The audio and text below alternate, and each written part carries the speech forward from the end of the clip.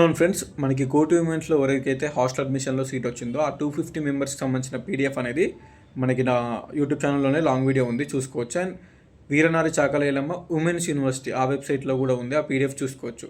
ఆ 250 మెంబర్స్ ఎవరైతే ఉన్నారో వాళ్ళకి 30 రోజు 31 రోజు 2 డేస్ మనకి కౌన్సిలింగ్ ఉంటుంది. ఆ కౌన్సిలింగ్లో మీరు డబ్బులు కట్టాలి.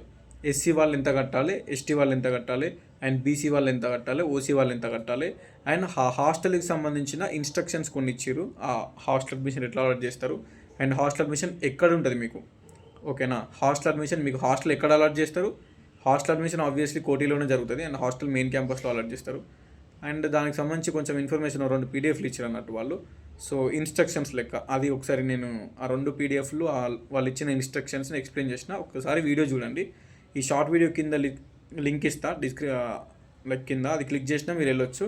లేదంటే యూట్యూబ్లోకి వెళ్ళి వీడియోస్లో చూసుకోవచ్చు. జస్ట్ ఒక 20-30 మినిట్స్ బ్యాక్ అప్లోడ్ చేసిన 2 పీడిఎఫ్లు పంపారు నాకు ఒకరు వాట్సాప్లో, మన సబ్స్క్రైబర్సే. అందులో ఇన్స్ట్రక్షన్స్ ఉన్నాయి, ఓకే. సో అదొక్కసారి వీడియో చూడండి.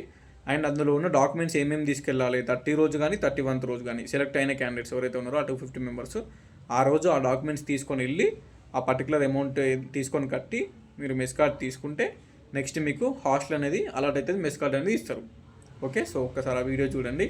అండ్ కంగ్రాచులేషన్స్ అందరికీ 250 మెంబర్స్కి ఎవరికైతే ఆ లిస్ట్లో పేరు ఉన్నారో మీ అందరికీ హాస్టల్ వస్తుంది.